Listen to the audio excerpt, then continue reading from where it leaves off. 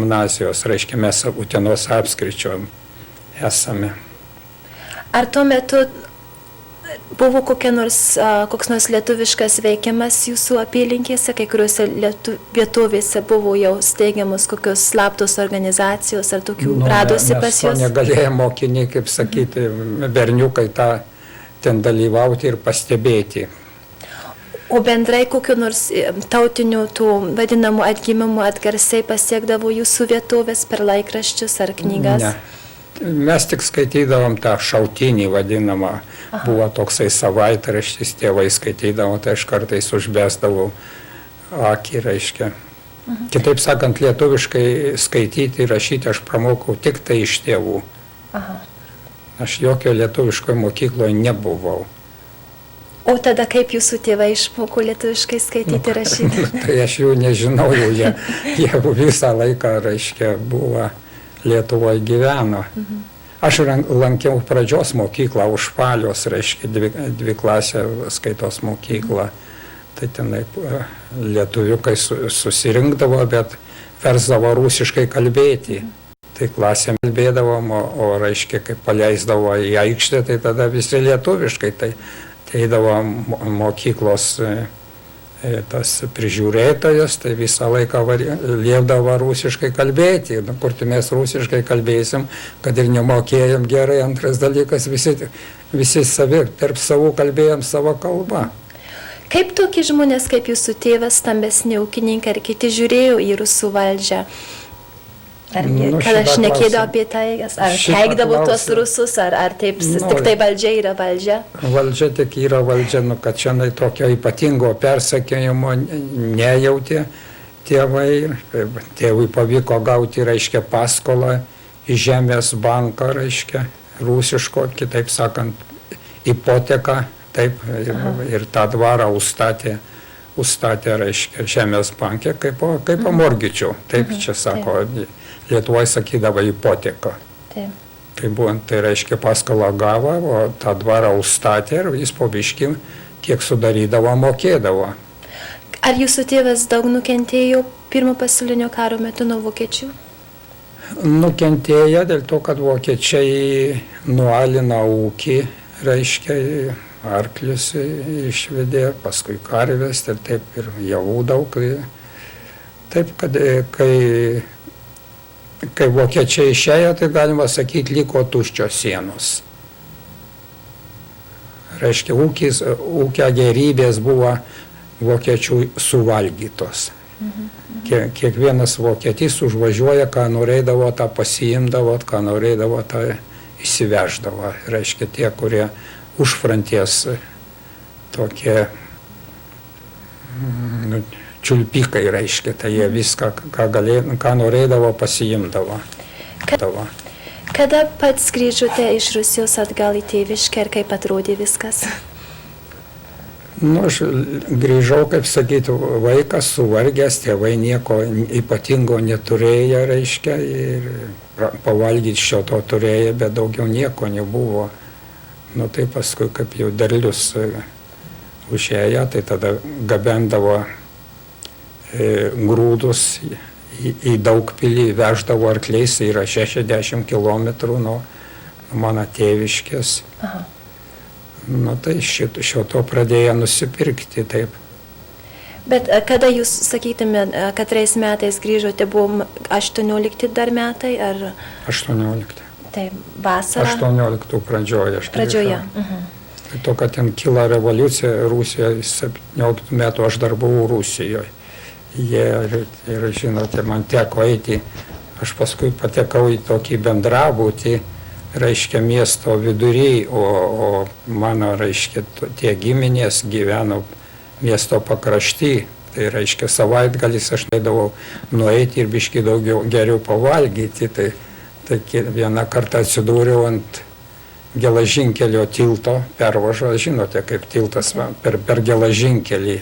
Pėsčiųjų tiltas, o čia iš visų pusių pradėjo šaudė, tai aš praėjau, tai man pradėjo pas dėdė barti, kodėl tu tokį vakarą eini. Reiškia, tau gali ant to tilto nušauti. Aš kaip tai nesuvokiau pavojaus. Kaip jūs, reiškia, sužinojot, kad vyksta revoliucija Rusijoje ir kaip tas jūs paveikė? Revoliucija, aš gyvenau dideliam mieste, reiškia, ir tai šaudimas ir miesto užėmimas miestas ėjo iš rankų į rankas.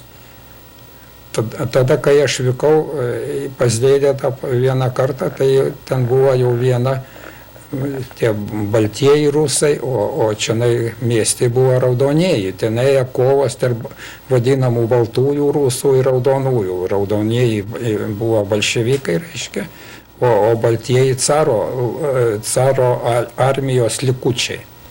Ar jūs prisiminat, ką jūs jautėte ir galvojate, kai čia aplinkui toks armyderis vyko? Nieko aš, būdamas tokio amžiaus vaikas, negalvoja. Man buvo įdomu, kaip šauda, 5. aukšte. Nuotykiai. 5. aukšte gyvenam, iškišam, kaip sakyti, nosis pro langus, matom, kaip sakyti, artilerijos šūvį, kur padega trobesius ar ką, ir visą laiką buvo. Tas miestas ėjo kokias 3-4 kartus iš rankų į rankas. Ir jūs nesijaudino dėl savo asmeniško likimo, kad gali kaip nors čia jūs paliesti? Kitų neužmuša, tai kodėl man turi užmušti? Taip, ne. Kaip taip, jokio baimės pavojaus nebuvo, absoliutiškai ne. Ir jūs taip ir be baimės grįžote iš tos Rusijos atgal į Lietuvą? Ne, grįžau, kadangi jau ten užėję, žinote, labai jau produktų trūko, jau badas grėsia. Taip, antras dalykas, ne aš komandavau, tas mano pusbrolis, reiškia, antros eilės pusbrolis, tai sako, mes jau turim grįžti į Lietuvą, dabar, reiškia, vokiečiai jau šitas leidžia, tai sako, galima grįžti, kadangi jau buvo paliaubos sudarytos tarp bolševikinės Rusijos ir Vokietijos sudarytos paliaubos, tai tada mes ir grįžom. Važiavom 2 savaitės prekinius traukiniuos.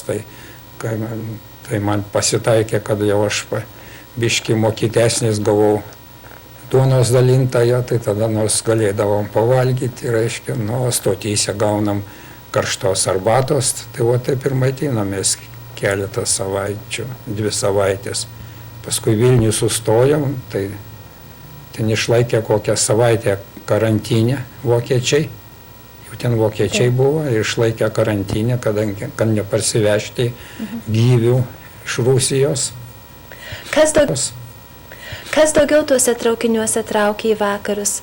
Tie visi, kur buvo atbėgę, reiškia, iš Lietuvos, ar buvo ir rusų, kurie traukėsi? Neteko pastebėti rusų, bet daugiausia pabėgėliai iš tų kraštų, iš Pabaltijo kraštų.